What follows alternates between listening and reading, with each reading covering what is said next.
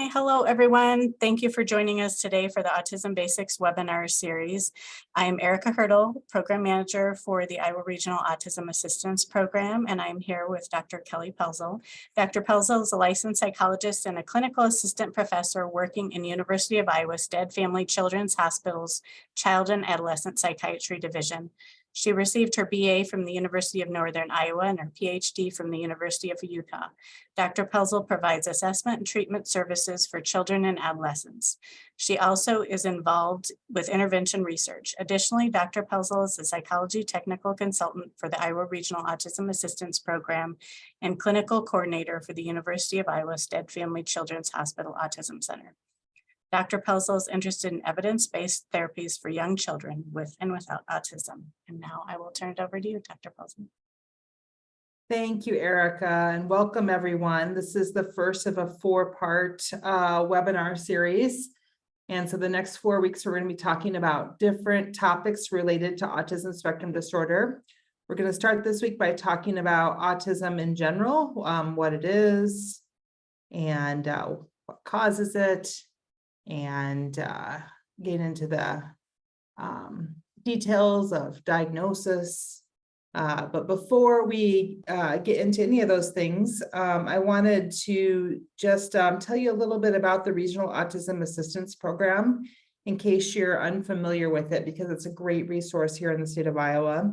The RAP program, as it's called in short, is part of the Child Health Specialty Clinics, and they are overseen by the UI Division of Child and Community Health, which is part of Department of Pediatrics here at the University of Iowa. And the RAP teams help Iowa families navigate local supports and services for autistic children, teens, and young adults up to age 21. So RAP teams can help families connect to information, diagnostic facilities, healthcare providers, help explore options for coverage or paying for treatments such as applied behavior analysis or other interventions out there. And can also help families navigate the education system. Each of these teams have a member called a family navigator, and they are a parent of a child with special health care needs. And they tend to be the primary contact for families that are accessing RAP services. They will listen to your concerns, offer you support, connect you with the appropriate supports and services that are available locally to you based on what your needs are, what your goals are for your child. And this is a service that is at no direct cost to you. It's paid for by tax dollars. And to be connected with the RAP program and to a family navigator, you can contact Erica, who did the introductions today. There's her phone number and her email address. You can also just Google it, and the website will come up with the 800 number and such to get connected to the family navigator in your area. Okay, and just a couple notes about me and the material before we get started. I'm going to try to leave some time at the end for questions. You can also email me your questions, and I'll have my email address up at the end of the presentation today.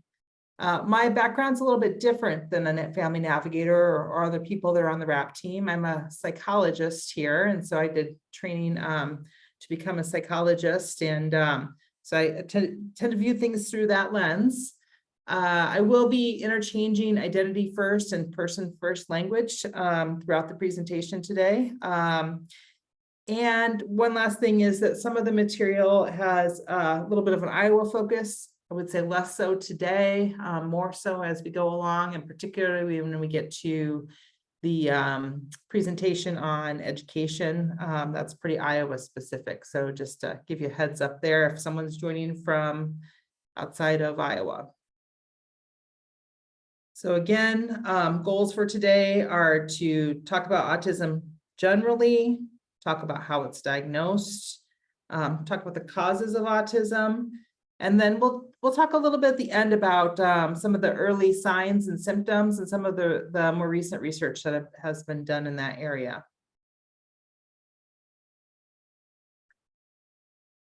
So, if we were all together for this presentation, we would be able to have a nice discussion about this. There's some breakout groups, but I just want you to take a minute to think about when you hear the word autism, what comes to mind for you? What kinds of presentations, kinds of developmental strengths and deficits? What do you think goes into this? And then a few slides from now, when we get into the actual diagnostic criteria, I'll be thinking a little bit about how that matches up or not. Certainly, there are increased awareness about autism and individuals with autism, both real and fictional. I got a few people here to represented. Let's see, top left is the Netflix show Love on the Spectrum, one of those reality shows, but I hear it's done quite well. Next, I'm trying to remember his name, but from Community, generally thought to be portrayed as an individual with autism. And then from Big Bang Theory, same thing.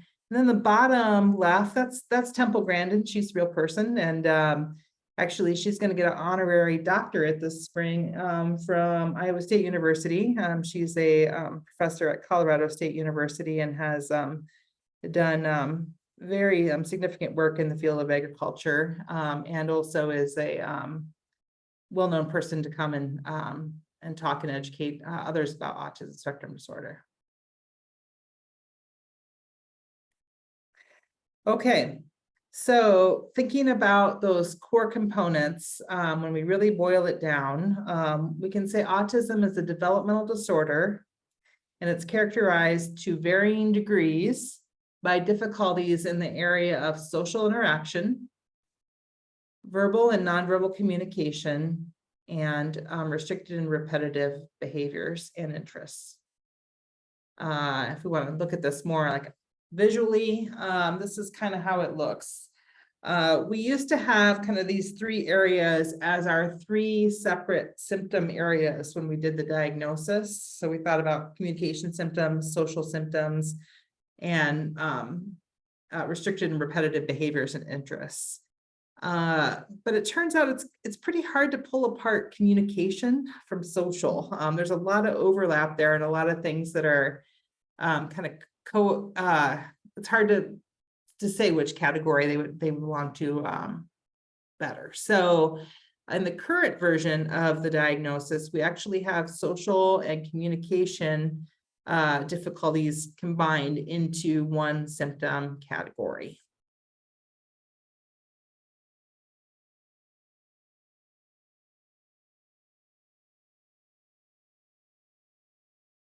Okay. Just a few quick facts about autism before I go over the diagnostic criteria.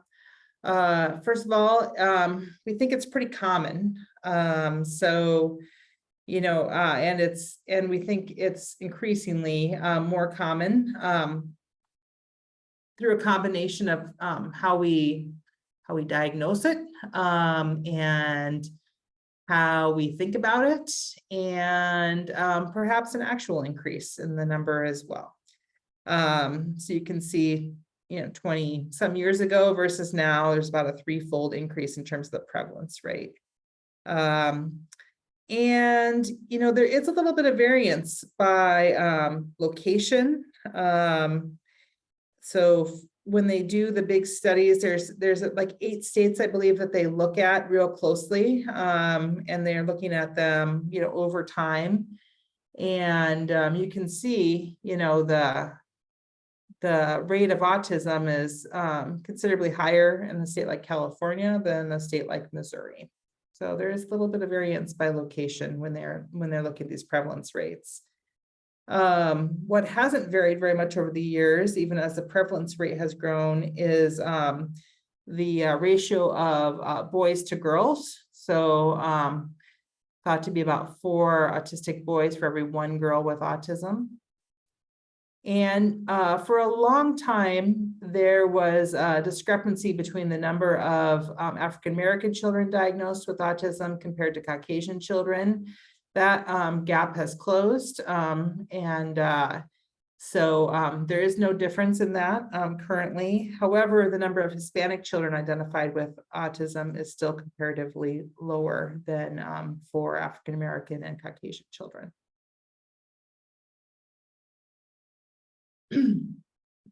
There's a lot of variation among children that meet criteria for autism spectrum disorder, though that core symptomology of social communication deficits and restricted and repetitive behaviors and interests need to be present, and including some of those symptoms need to be present in very early childhood.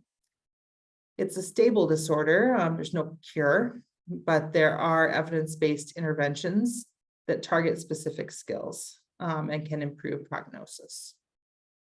It's considered to be heritable, but there is not a single cause of autism. We'll talk about this more in a little bit. And there's thought to be both genetic and environmental contributions in many cases. It has a lot of co-occurring conditions with it, or what they call comorbid conditions. So about a third of individuals with autism have intellectual disability. ADHD and anxiety are also very common co-occurring disorders.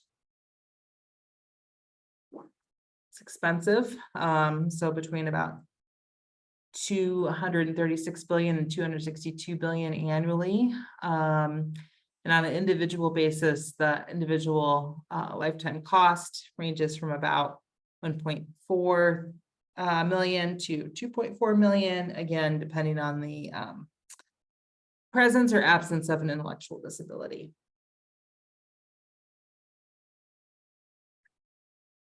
We think autism has been around for a very long time, although the kind of current definition and the word have not been around for so long.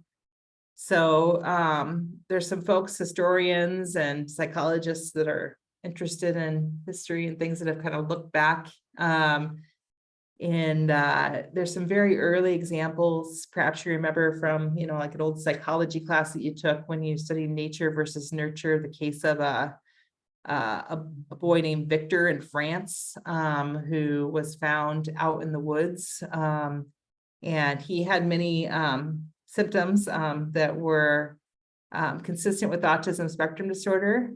However, the fact that he was found in the woods alone also suggests that he may have had very significant abuse and neglect. So, there's really a question there, but he's sometimes cited as an early example. There's also a case of a man in the UK. So 1708 is his birth date there, Hugh Blair, and he got into some dispute with family members over land and whether basically he was capable to own this land. And so there was all this court documentation that were these really lovely descriptions of what he was like. And if you read through them, they do sound a lot like autism spectrum disorder. Although he, had language and didn't have major impairments like Victor, he had a lot of signs and symptoms that were suggestive of autism. So more modern times, in 1908, the word autism was first used actually to describe a subset of schizophrenic patients. And then in the 1940s, there were two people kind of working on this, one here in America and then one in Germany. So the first American psychologist, Leo Kanner, had the very first paper on autism and was really the first person to use it to describe the kinds of things I'll be talking about today. And it was a case study or case series paper. So there's 11 children who he describes that were intelligent, but described a powerful desire for aloneness and an obsessive insistence on persistent sameness. And the details of the things he describes are very interesting. Really, I don't usually say this about research papers, but it's a very interesting read. if you ever get a chance to read it. It's very striking about the things he describes that would be very similar to the things that we see clinically today. And then in Germany, Hans Asperger also was describing a form of autism. He was reporting on all boys who were highly intelligent but had trouble with social interactions and specific obsessive interest. There's been a lot of questions in recent years about whether he was kind of working against the Nazis or for the Nazis in his role. Currently, the thinking is maybe he was working more for the Nazis. But I think historians continue to kind of try to understand what his role is and what he was doing. And then in the 1980s is when the diagnostic manual that psychiatrists and psychologists and other mental health folks use, when it first listed autism, it was called infantile autism. And it was officially at that point separated from childhood schizophrenia. So what, like 43 years ago that was. And see, that was DSM-3 back then. We're all the way up to DSM-5 TR. The TR stands for text revision. It just came out here, maybe about a year or so ago. And text revisions basically are when they want to just tweak a few little things. They don't usually add too much or take too much out, but just fix some things that they kind of wished were in there before they put out a major revision. So before DSM-6 comes out. And so I'll just kind of point out some of the things that they tweaked with this text revision. It's not too much when it comes to autism. Okay, so these are the current diagnostic criteria in DSM-5 TR. First of all, are the social communication deficits. So in order to be diagnosed with autism, individuals have to have all three of these deficits. The first is social emotional deficits in social emotional reciprocity. And this is where you really start to see the spectrum stuff coming in, right? That it can really range from just having some awkward or abnormal social approaches all the way to like a failure to initiate or a failure to respond to someone trying to socially interact with you. So it can be a real range in terms of that social emotional back and forth. There can be deficits in nonverbal communication, or there should be deficits if you're diagnosing. And this can range from just having some difficulties with integrating eye contact with your gestures and what you're saying, all the way up to like really not looking at a person or avoiding eye contact and not having differences in facial expression, not using any gestures at all, that sort of thing. And then last social communication symptoms would be deficits in developing, maintaining or understanding relationships. And again, on the mild end, from like difficulties of adjusting your behavior to fit the situation socially, all the way up to individuals who are really not interested at all in interacting with peers. And I mentioned the text revisions. So what they did for these symptoms is they made it very clear. I circled it in red up there. It doesn't show up very well on this slide, I just noticed, but you have to have all three of these if you're going to be diagnosed with autism. So that's important to point out. And then on the behavior side of things, there's 4 kind of symptom areas, but unlike the social side of things, you only have to have 2 out of 4 of these symptoms in order to meet criteria for autism spectrum disorder. So there can be a real, lots of combinations in thinking about these behavioral symptoms of autism spectrum disorders. The first area is repetitive or stereotyped movements, play, speech. So basically all of those things that happen again and again, like echolalia, repeating others, repeating themselves, stacking or lining toys repetitively. moving bodies repetitively, using phrases repetitively. All of those fit into this area. Sometimes individuals just have kind of one of those things. Sometimes they have many of those things, or anywhere in between. Next area is having some insistence on sameness and flexible adherence to routines or ritualized patterns of behavior.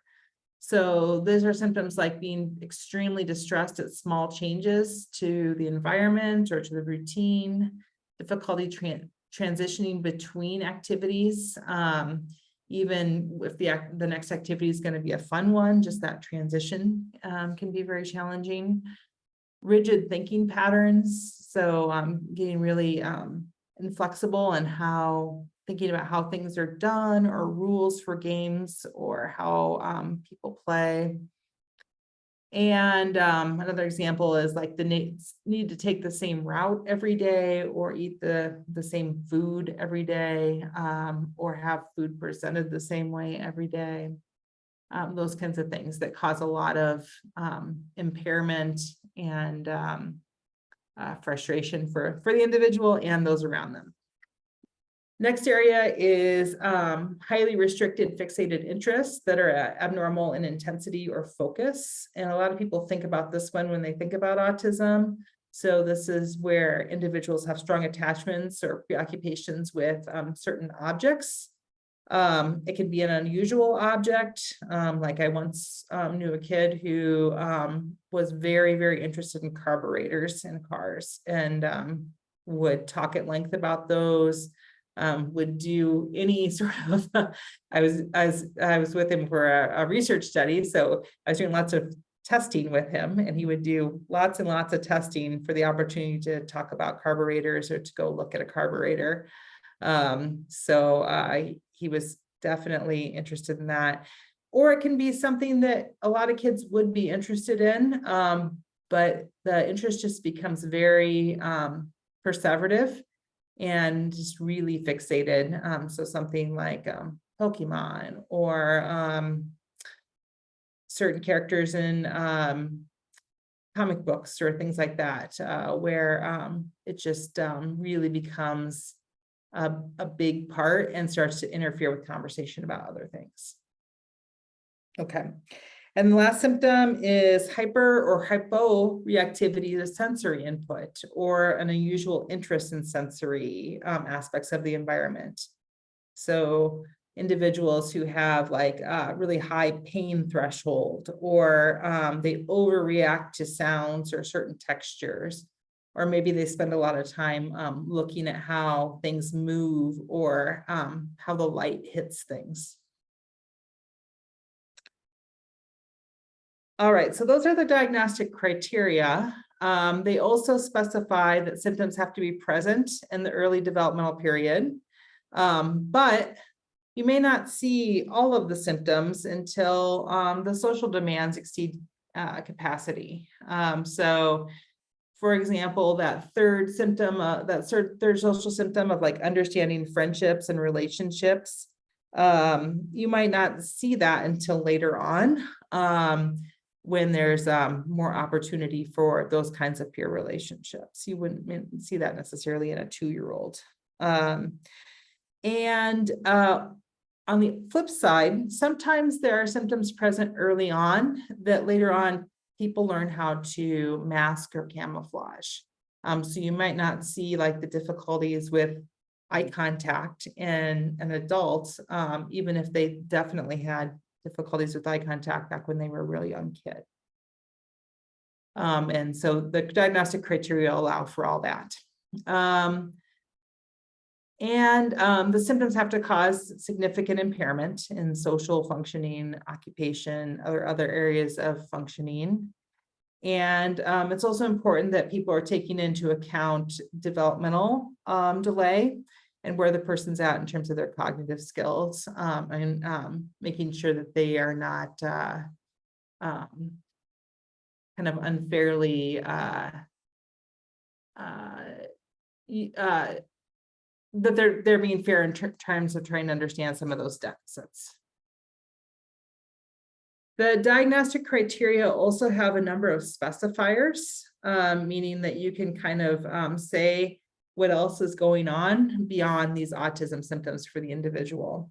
So you can specify if the individual has an intellectual disability or a language impairment. You can also specify if they have a medical condition or a genetic condition that would be like a known thing that goes along with autism, or an environmental factor as well.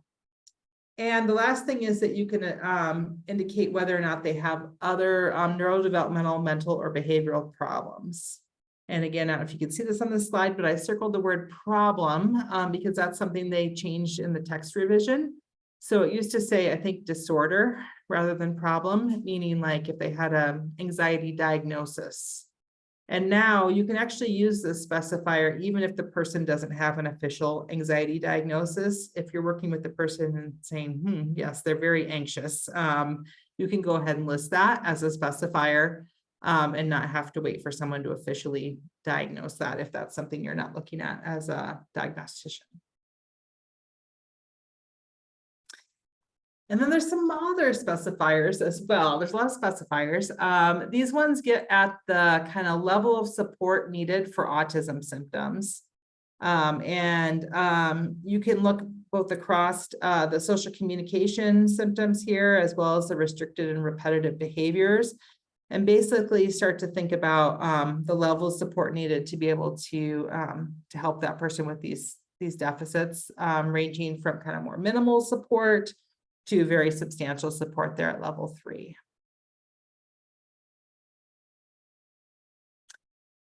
And some of this is captured in the specifiers we've talked about, and some of it is not.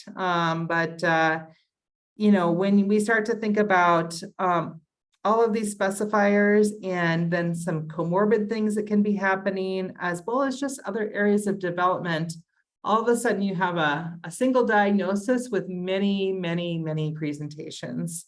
You know, so you can have autism and be have a severe intellectual disability, all the way up to having autism and being cognitively gifted. You can be very socially aloof, or maybe you're very socially active, but the interactions are awkward. From individuals who are not talking yet to individuals who talk way too much in a certain situation. People who are hyposensitive to sensory input to people who are hypersensitive. And thinking about motor, sometimes there's individuals who are very uncoordinated, even if their overall development, cognitive development is fine, to individuals that are very coordinated. So there's just some examples here, but all of a sudden, right, you have a lot of different presentations that still might meet those core diagnostic symptoms. And that leads to a real question that we have right now. So we've had the DSM-5 out for about 10 years or so.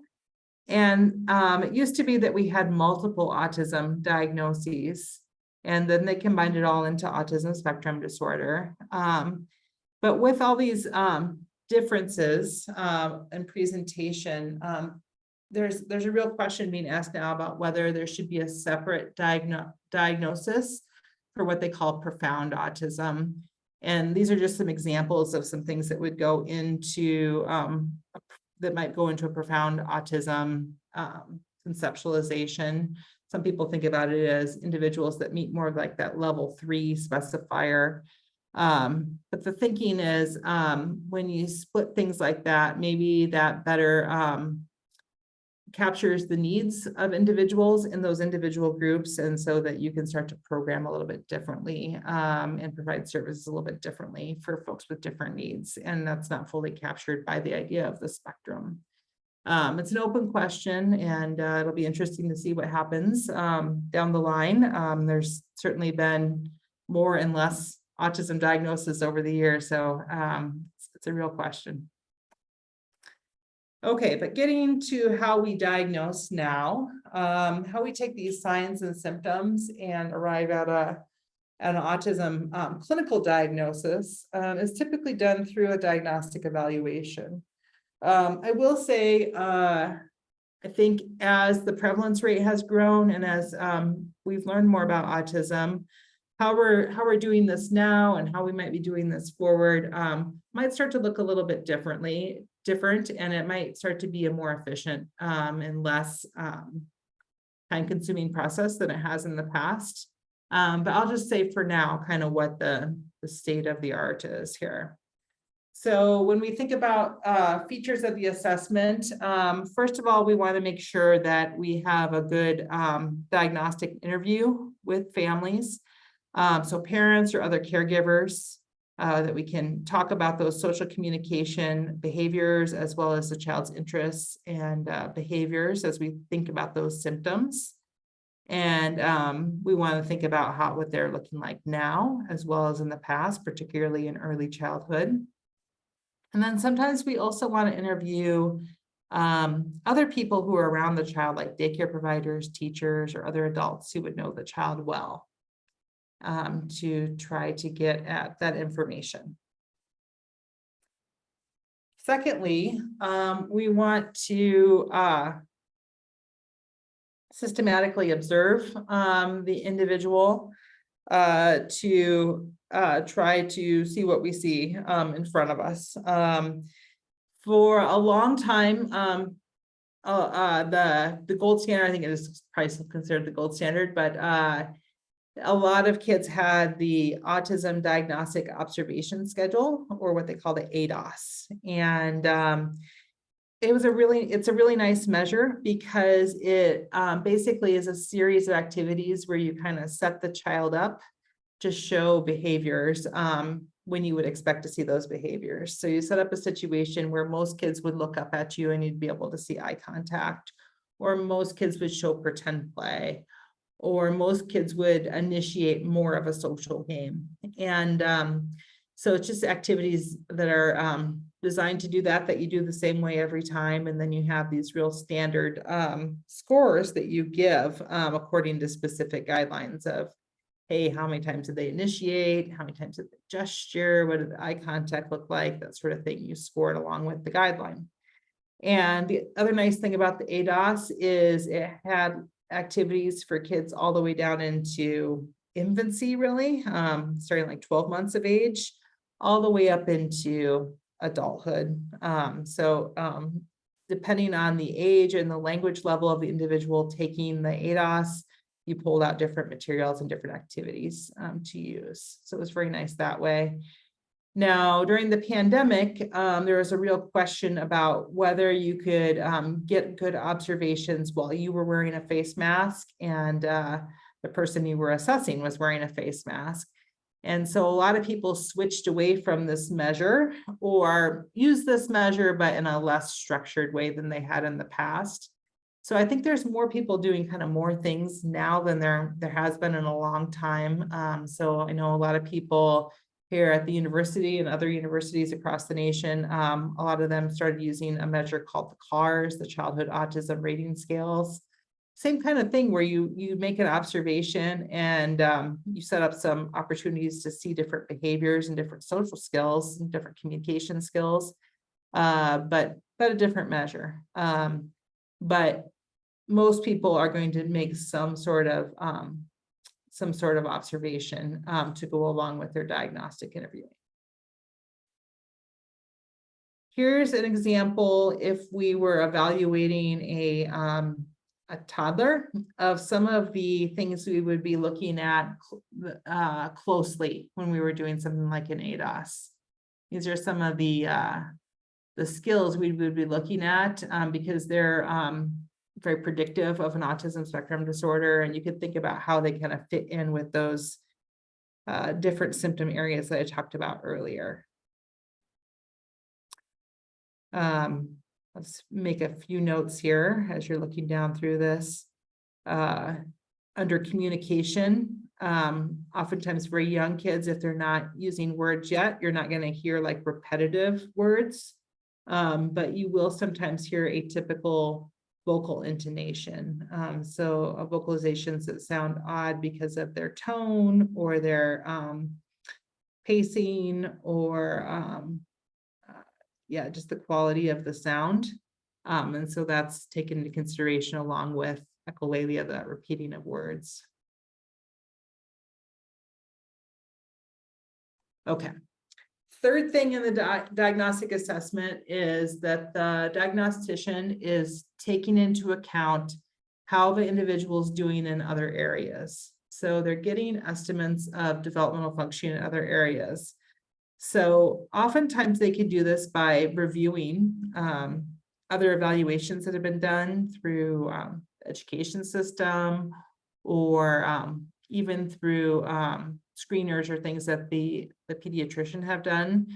You know, so if a child has passed a cognitive screen with a pediatrician and the diagnostician doesn't have major concerns about cognitive functioning, they might not themselves be giving an IQ test, but if they have enough information from their review to say that's not really an area of concern here. Other times they're going to say, you know, I want to take a look and see what's going on cognitively, because that's going to weigh heavy on my decision about whether I'm going to diagnose autism. So they might go forward and give an IQ test. And being able to review or obtain these things are going to be really good for making the call diagnostically about autism, but also if it's not autism, starting to think about what it might be instead.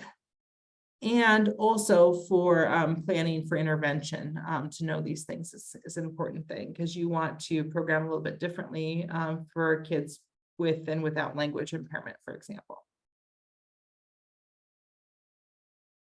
Okay, so now we're going to move on to talk about causes of autism.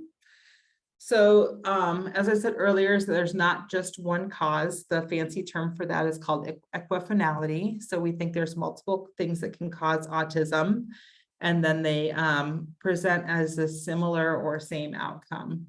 If you ever hear the people use the word autisms, that's kind of what they're referring to, is the fact that we're calling things that have been caused by multiple things the same. So as far as what we know causes autism, we know that genetics play a big part. And about 15% of the time, we can even say, hey, we can pinpoint the specific genetic abnormality that explains why an individual has autism. So an example of that would be like Fragile X is a genetic condition where many kids with Fragile X meet the criteria for autism spectrum disorder. So we think, you know, the Fragile X genetic condition caused the autism. And there's other genetic conditions like that as well. And we actually are a little bit better at this than we used to be. And in part, it's because people are working together a little bit more. So you may have seen like a commercial for this on late night TV. This is a nationwide project, Spark, that had 30 research sites, and University of Iowa was actually selected to be one of those sites. And the goal with this initiative was to collect genetic data from 50,000 individuals with autism and their families. And the idea was that they wanted to think about early diagnosis, more precise interventions for individuals with different genetic conditions. It really is the biggest study of autism genetics that has taken place. And it really allowed them to be able to say a lot more with genetic data than if all these labs were working separately, because they had this big pool of data. So it made it more statistically possible to say things. I will also say it really created a nice community with lots of research and resources available on their website, and things that they studied that were sort of, sometimes they were related to genetics, sometimes they weren't even related to genetics. It's just that they had this big pool of people, so they decided to do some research. So for example, during the pandemic, they had a very nice study about what was going on for families that were Spark families. And it wasn't correlated with the genetic research at all. They just knew they had a lot of families that they could access quickly and get some good information out to the community.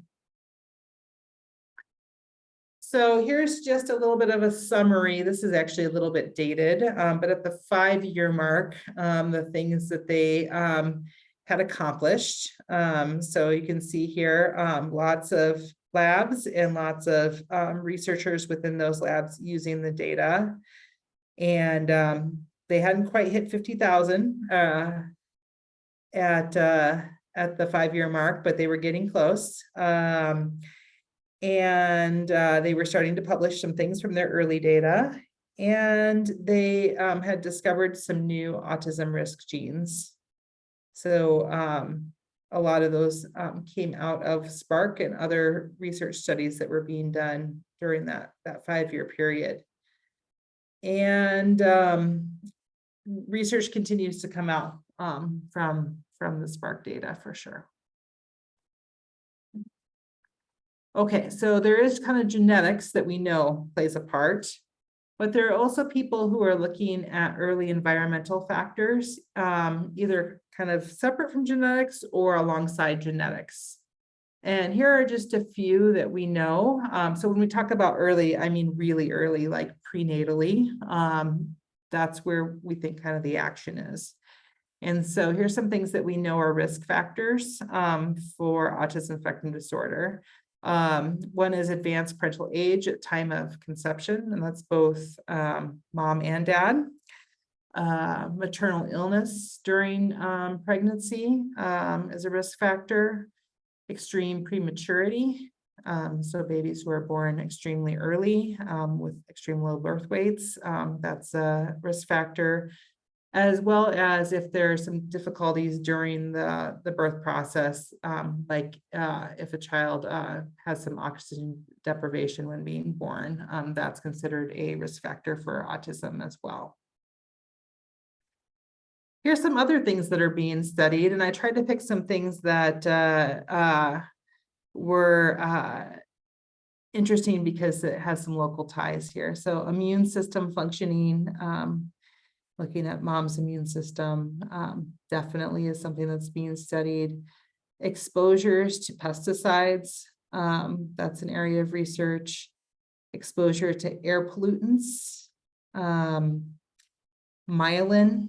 So there's myelin is basically that insulation layer on nerves for the brain circuits. Some research being done there.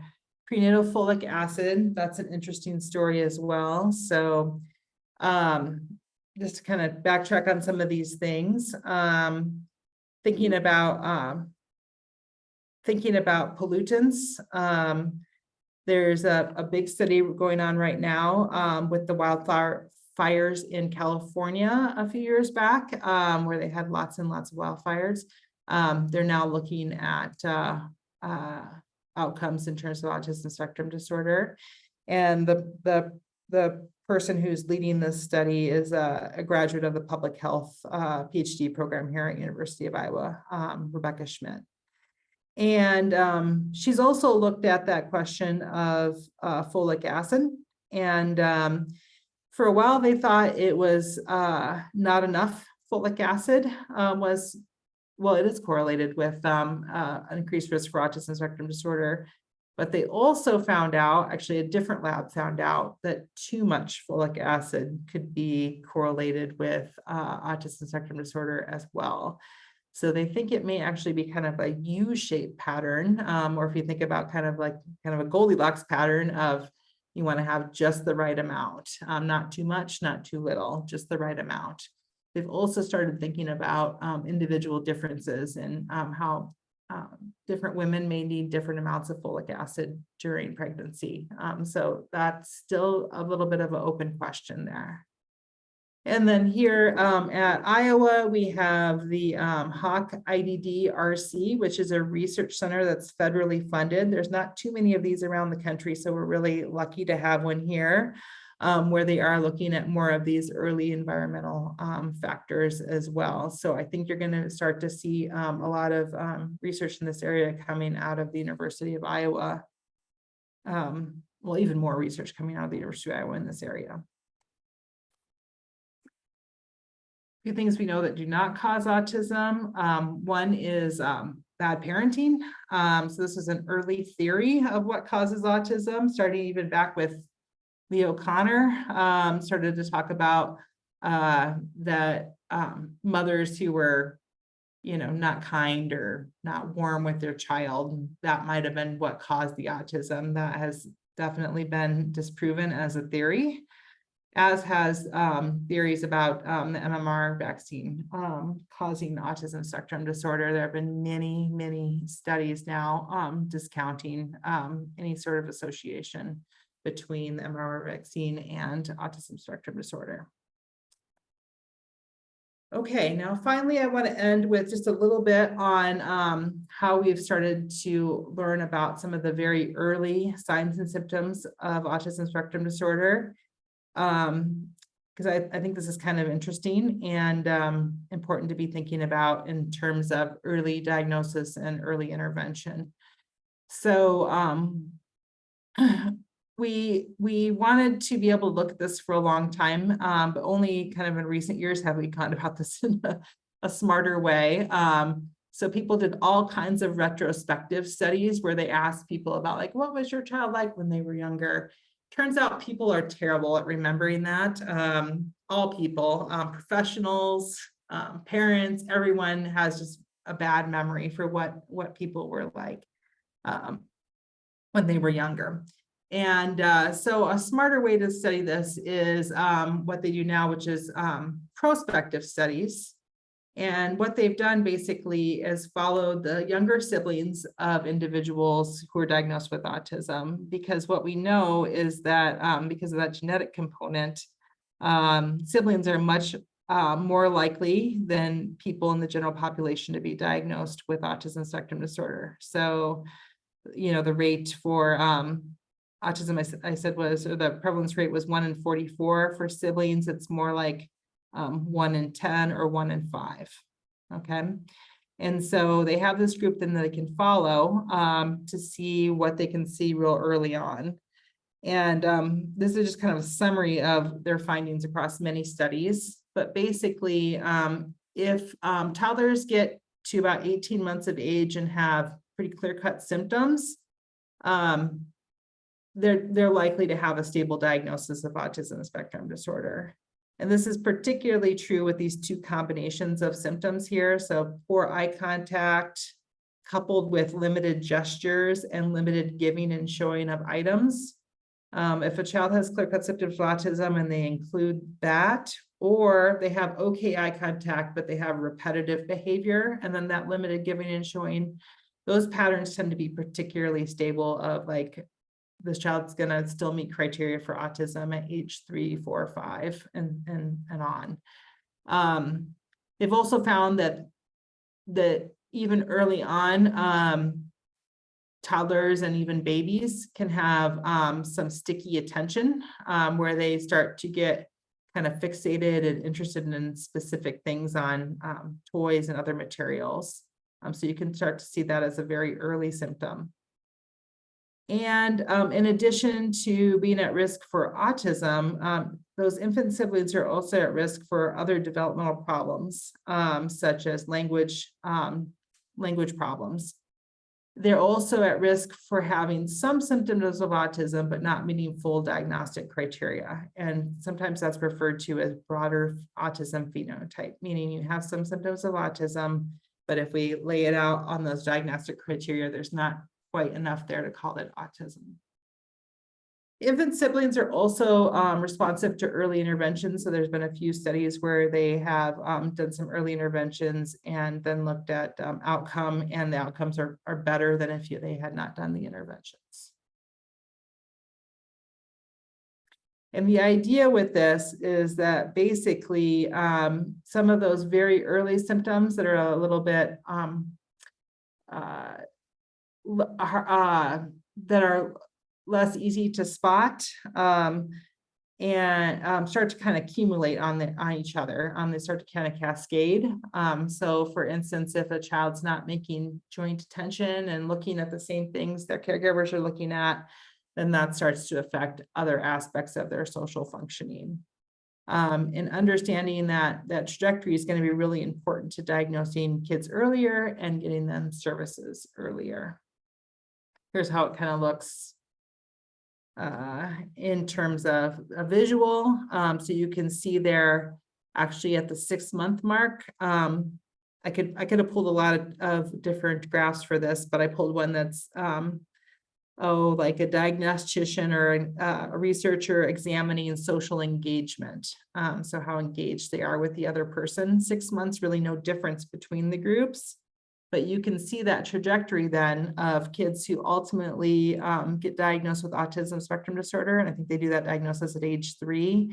Between 6 and 24 months of age, there is a definite decline in their social engagement with the play partner. They used to actually think that this kind of regression was kind of rare, but it turns out this is the normal pattern, and that you can start to observe it over this period of 6 to 36 months. And importantly, it doesn't really correspond very well with what people remember, because like I said, people have very bad memories for this sorts of things. So there's also people who have studied things even earlier on, and can maybe spot some things using technology that we can't spot through our behavior observations with our eyeballs, right? So there's some people that have looked at eye tracking, where they look to see what kids look at early on, even at 4 and 6 months. And some of their research suggests this trajectory even starts to decline even earlier than what the behavioral data would suggest. If you're interested in this kind of stuff, I would recommend a website that has a 3 free-hour course. It's called autismnavigator.com. It's unrelated to the Family Navigators with RAP. It's through Florida State University. And there's many paid courses you have to pay for on this website, but the free 3-hour course called About Autism in Toddlers is really, really good. And it also has a nice video glossary too that shows some of these real subtle symptoms at maybe age 12 months, and then what that child looks like at 18 months or 36 months of age. So you can start to see the unfolding of symptoms. It's really well done. Okay, so I think I have some time for questions. I kind of barreled through that last stuff pretty quickly. So if you need me to back up and talk about any of that in a little more detail, let me know.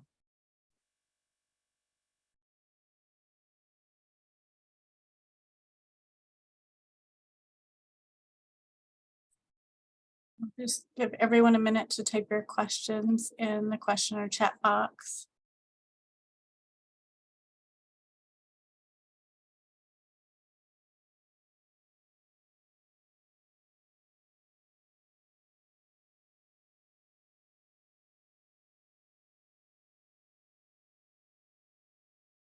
Okay, we have one question. Is there an incidence of autism and schizophrenia comorbidities?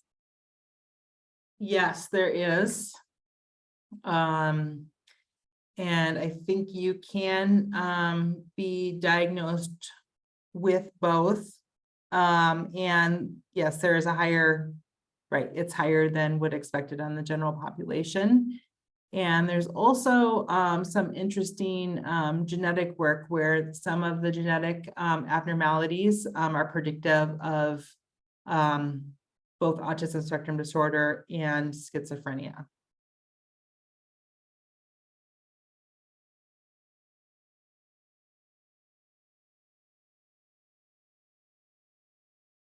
Why is autism on the rise? Is it better diagnosing or overdiagnosing? Ooh, that's a great question. It depends a little bit on what you think about in terms of where we're drawing the line on that mild symptom end, right? So some people might think it is okay, we've drawn the line too far over and we're diagnosing things that are too mild as autism spectrum disorder. And then other people are saying, no, we should have been capturing that all along. And now we're actually capturing the full spectrum. And I don't think there's a great answer to that. It's certainly a debate among people who draw the lines in terms of what kind of counts and what doesn't as a deficit. Okay, regarding the sibling slide, are those risks solely for younger siblings or for any or all siblings? I think it's for any or all siblings. I would have to look that back up again, but I think it's for any or all siblings. I will say that if the risk is a little bit higher for male siblings than for female siblings. How much investment is there for therapies with diagnosed children? In summary, for children on the spectrum to reach a full potential?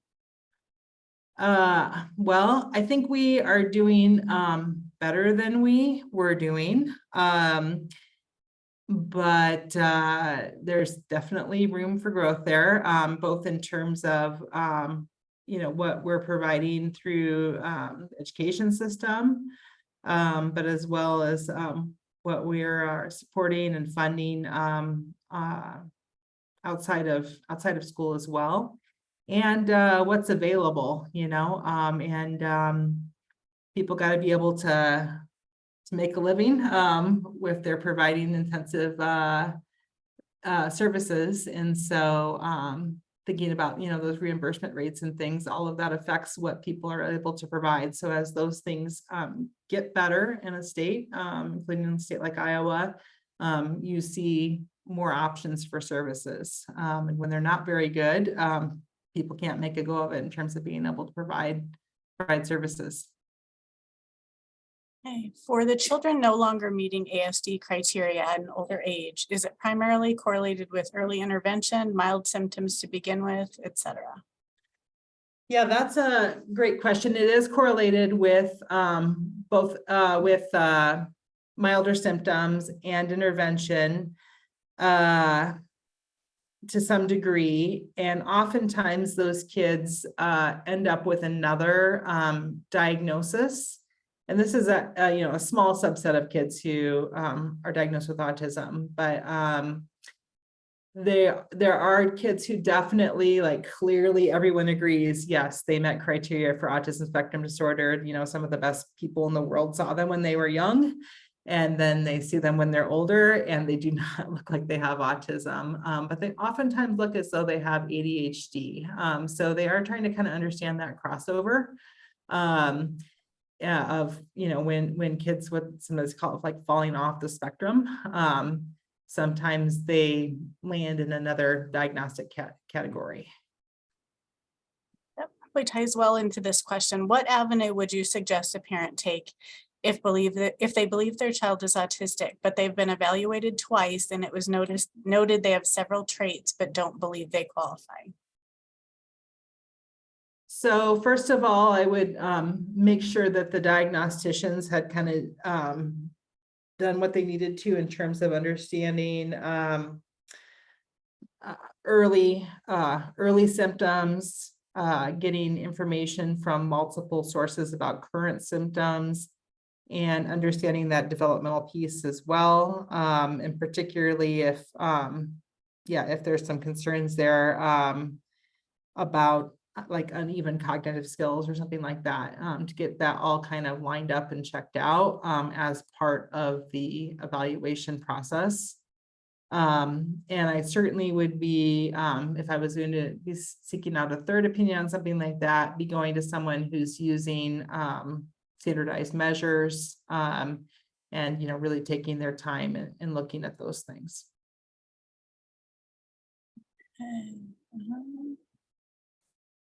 Let's see. My son has a genetic condition that has triggered his ASD diagnosis. However, my daughter, who does not have the same genetic condition, also demonstrates some traits of autism, but not enough to warrant a diagnosis. How can I best support her?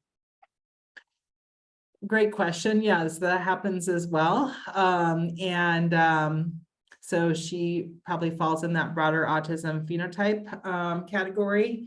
And when we look at interventions for kids with those milder social deficits, many of the same interventions are going to be helpful in terms of like opening the door to be able to qualify for those interventions. Sometimes that's the tricky part. And so, if there's another diagnosis or delay or something that would allow for an avenue for that kind of intervention, like social skills programming, I would say go for it. And then certainly within the education programming, especially here in the state of Iowa, no certain diagnosis is needed in order to access services, all based on kids' deficits, and including in the area of social functioning. So perhaps she would qualify for, something like an IEP or a 504 plan to accommodate some of those difficulties, even if not meeting diagnostic criteria. Thank you. Well, thank you everyone for the great questions today. Hopefully we'll try to get to some of these that we weren't able to answer on our upcoming webinars. And if not, we'll make sure to get an answer to you. And I will email the link to the Autism Navigator class out following the presentation for the individual that asked for that too. And Kelly has that up on the screen. So thank you everyone. And thank you, Dr. Pelzel. We'll see everyone next week. Thanks so much. See you then.